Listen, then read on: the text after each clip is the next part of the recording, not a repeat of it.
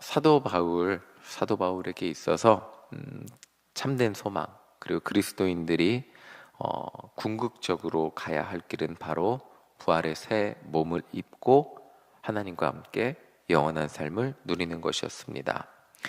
오늘 말씀을 보면 사도 바울, 그리고 그리스도인들, 그리고 초대교회 교인들, 그 초대교회 교인들의 소망이 어디에 있었는지 알 수 있습니다. 우리 5장 1절을 다시 한번 읽어보겠습니다. 5장 1절입니다.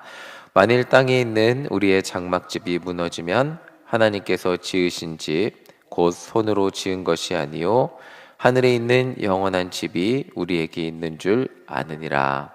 아멘.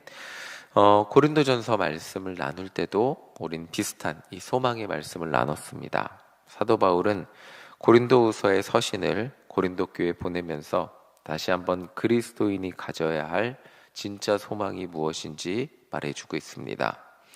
사도 바울은 우리의 육신을 장막집에 비유하고 있습니다. 장막은 텐트죠. 유목민이 사용했던 그런 이동 가능한 집, 그것을 의미했습니다. 이스라엘 백성들에게는 광야 생활을 의미했겠죠. 광야 생활은 어디까지나 임시로 떠도는 삶이었고 그것을 넘어서서 가나안으로 들어갔어야 하는 건데, 사도 바울이 볼 때 우리의 육신은 장막집과 같았다는 것입니다. 장막집은 언젠가 해하여지고 언젠가 철거해야 되고 또 이동해야 되는 그런 연약한 존재였습니다. 이 땅을 살아가며 우리의 육신은 이렇게 연약할 수밖에 없는데, 인간 누구에게나 이 육신이라는 장막집이 낡고 헤어져서 무너지는 순간이 오게 된다는 것입니다. 우리의 육신이 어제와 같지 않고 자꾸 무너지는 것 같다 할지라도 우리에게 진정한 소망이 있다는 것을 다시 한번 말해주고 있습니다. 사도 바울은 이 소망을 하늘에 있는 영원한 집이라고 고린도 교회 교인들에게 말해주고 있습니다. 하늘에 있는 영원한 집은 바로 하나님이 주실 부활의 영원한 몸을 입게 되는 것, 그것을 말하고 있죠.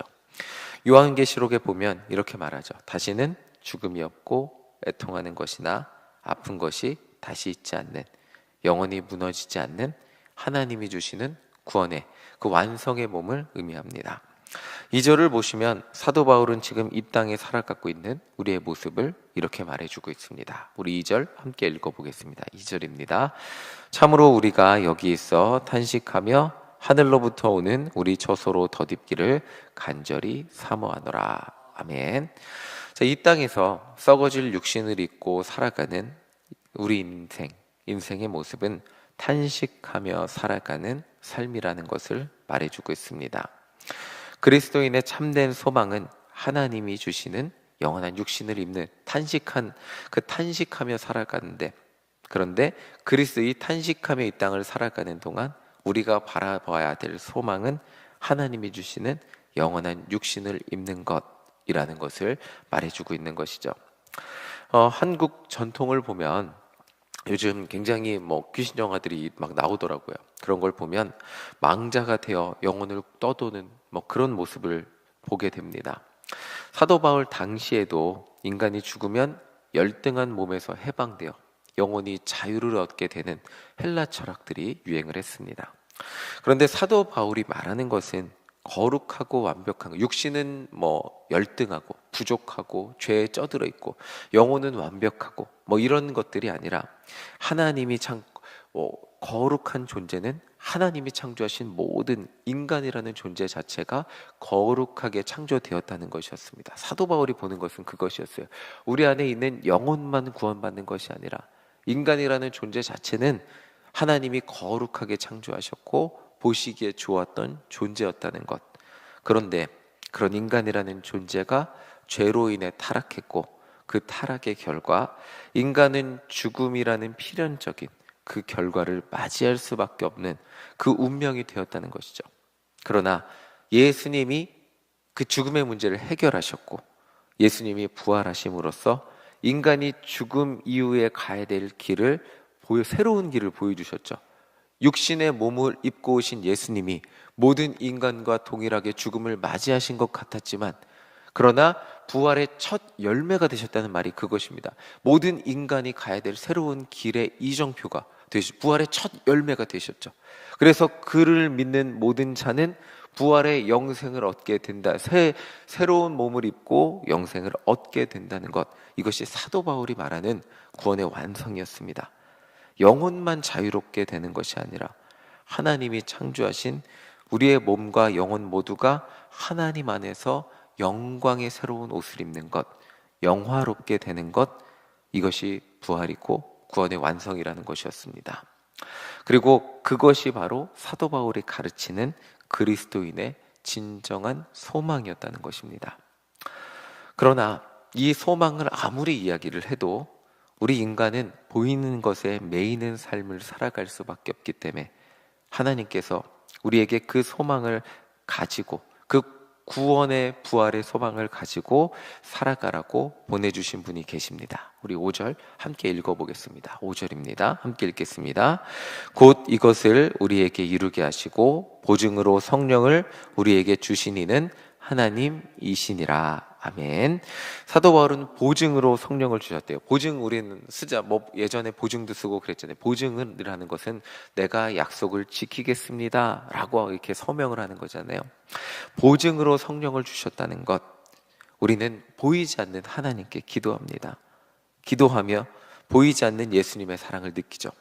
그 이유는 성령님이 오늘도 우리 안에 함께 하셔서 우리가 기도하는 순간, 하나님을 찾는 순간, 예수님의 이름으로 기도하는 모든 순간 우리의 기도 가운데 보이지 않는 하나님을 느낄 수 있도록, 하나님의 약속을 기억하고 그것이 소망되도록, 그것이 그 하나님이 믿어지도록 우리를 도우시는 분, 그 보증 되신 성령님이 우리 안에 함께 하시기 때문에 보이지 않는 예수님이 믿어지는 거죠.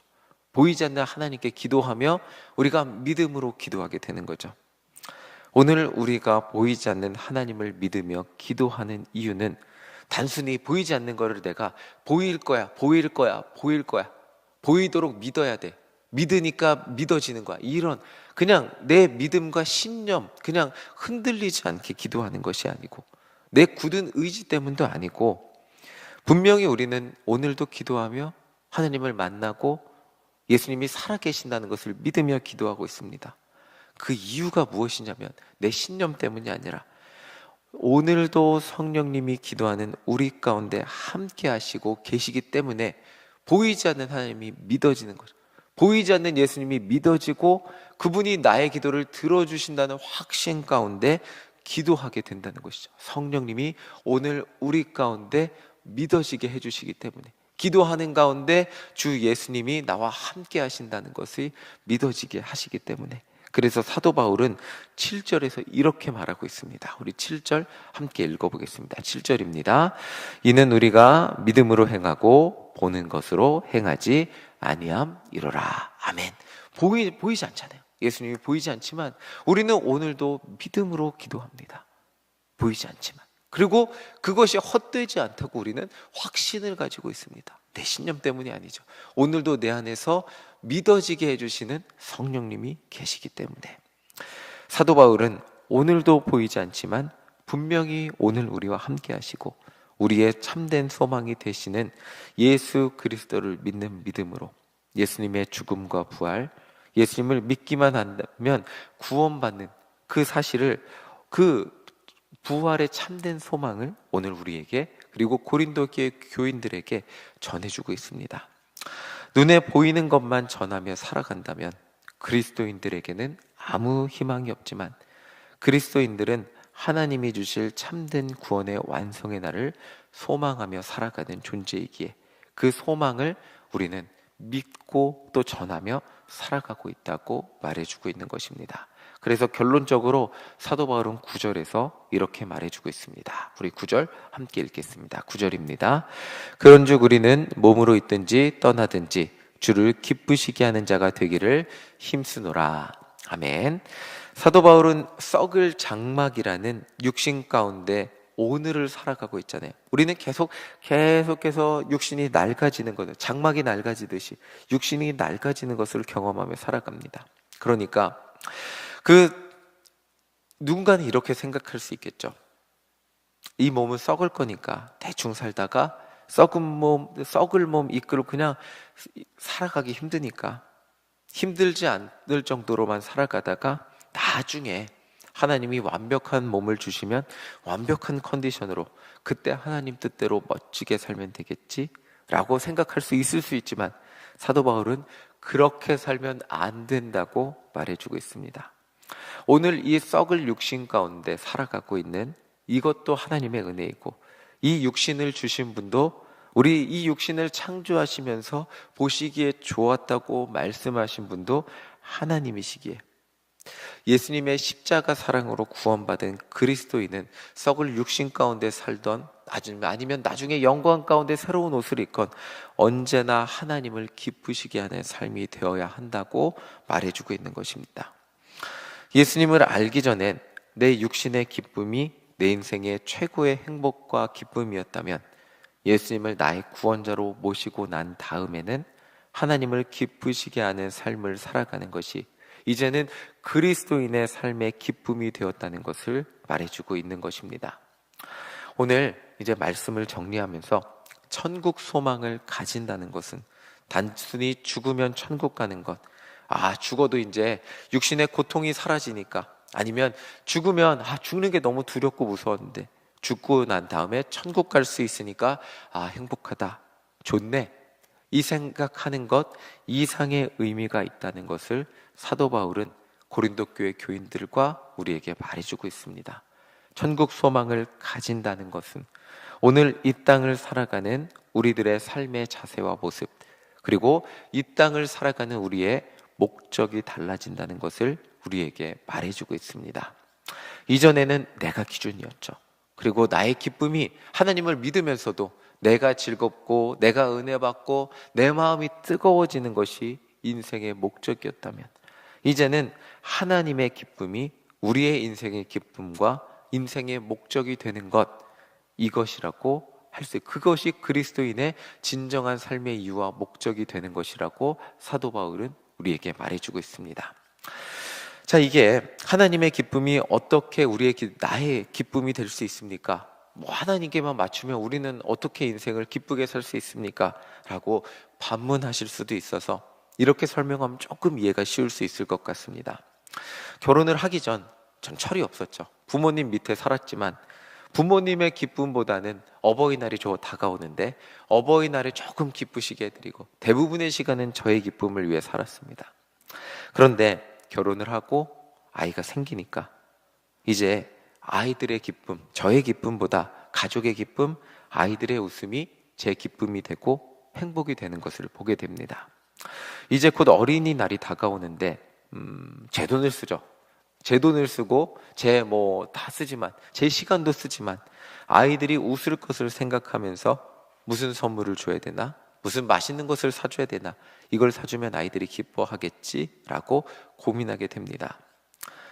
그리스도인의 진정한 기쁨은 나 혼자만의 기쁨이 아니라 나를 통하여, 나의 삶을 통하여, 저를 통하여, 아빠라는 저의 존재를 통하여 아이들이 기뻐하는 모습을 보며 행복을 느끼듯이 나를 통하여 하나님이 기뻐하실 것을 바라보며 우리 인생의 기쁨과 감사를 찾으며 살아가는 것임을, 그것이 그리스도인, 이 땅에서 우리의 소망이 되어 하나님과 함께 이 땅에서 살아가는 그 이유와 목적이 되는 우리의 기쁨이 되는 것, 그것이 그리스도인이라는 존재라는 것을 사도 바울은 우리에게 말해주고 있는 것입니다.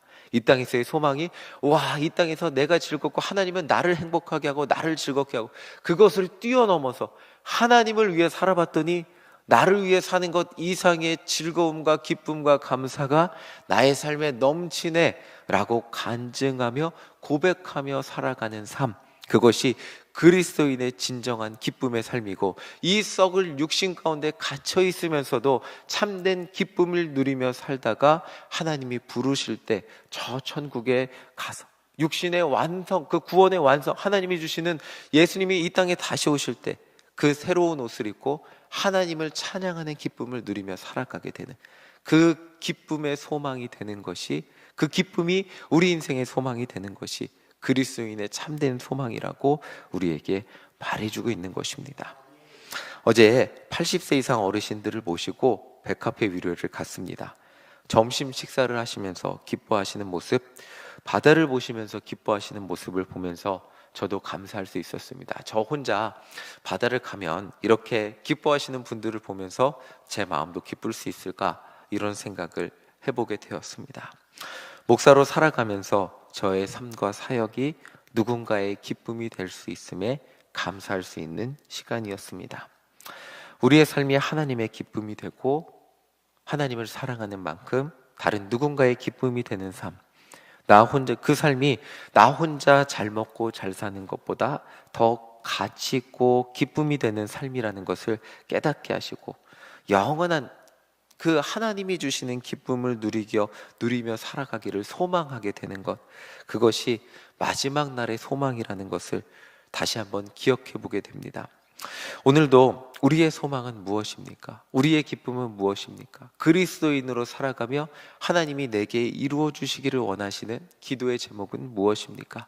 물론 나의 삶에 이루어져야 될 것들이 너무나 많이 있지만, 나의 삶을 통하여 하나님의 기쁨이 되고, 나의 삶을 통하여 다른 성도들의 기쁨이 되고, 나를 삶을 통하여 정말 하나님을 사랑하고 이웃을 사랑하는 그 기쁨을 누리며 살아간다면, 우리는 비록 썩을 육신 가운데 갇혀 살지만 우리의 인생은 썩을 언젠가는 정말 사라질 장막 가운데 살아가고 있지만, 그러나 그럼에도 불구하고, 장막 가운데 살아가고 있음에도 불구하고 우리의 삶 가운데는 하나님이 주시는 기쁨과 감사가 넘칩니다 라고 고백하며 살아가다가 하나님이 부르시는 그날, 영원히 하나님 이 땅에서의 일시적인 기쁨을 누리며 살아가다가 하나님이 주시는 하나님이 부르시는 날, 그 영원한 기쁨을 누리며 살아가기를 소망합니다 라고, 하나님 내가 주님 부르신 날 그 기쁨을 누리며 살아가게 해주세요 라고 고백하며 진 천국 소망이 우리 인생의 가장 궁극적인